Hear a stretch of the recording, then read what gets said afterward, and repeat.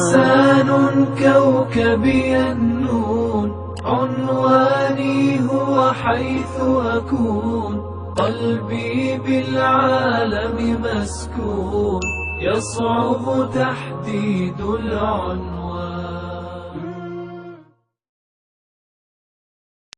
السلام علیکم ورحمۃ اللہ وبرکاتہ. الحمدللہ رب العالمین والصلاۃ والسلام علی رسول الکریم وعلی آلہ وصحبہ اجمعین، اما بعد. میرا آج کا موضوع ہے حضرت زینب رضی اللہ تعالیٰ عنہ.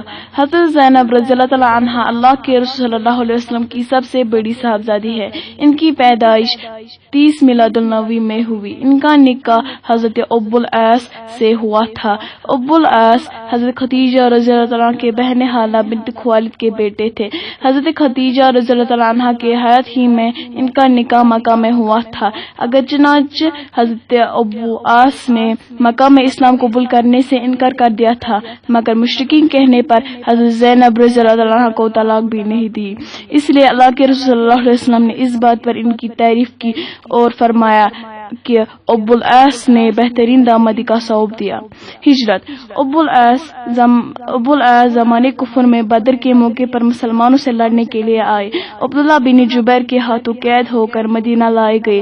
مشرکین مکہ نے اپنے قیدیوں کو چھڑانے کے لیے اللہ کے رسول صلی اللہ علیہ وسلم کی خدمت میں فدیہ جان کے بدلے بھیجا.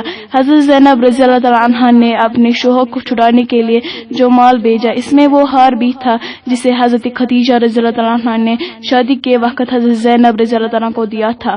اس ہار کو دیکھ کر آپ صلی اللہ علیہ وسلم کو حضرت خدیجہ رضی اللہ تعالیٰ کی یاد آ گئی. آپ صلی اللہ علیہ وسلم کو رقت تیاری ہو گئی. پھر آپ صلی اللہ علیہ وسلم نے اپنے صحابہ سے فرمایا کہ ابو العاص کو بغیر مال یہ چھوڑ دو. صحابہ نے اسے منظور کر لیا. ابو العاص رہا کر دیے گئے. السلام علیکم ورحمۃ اللہ.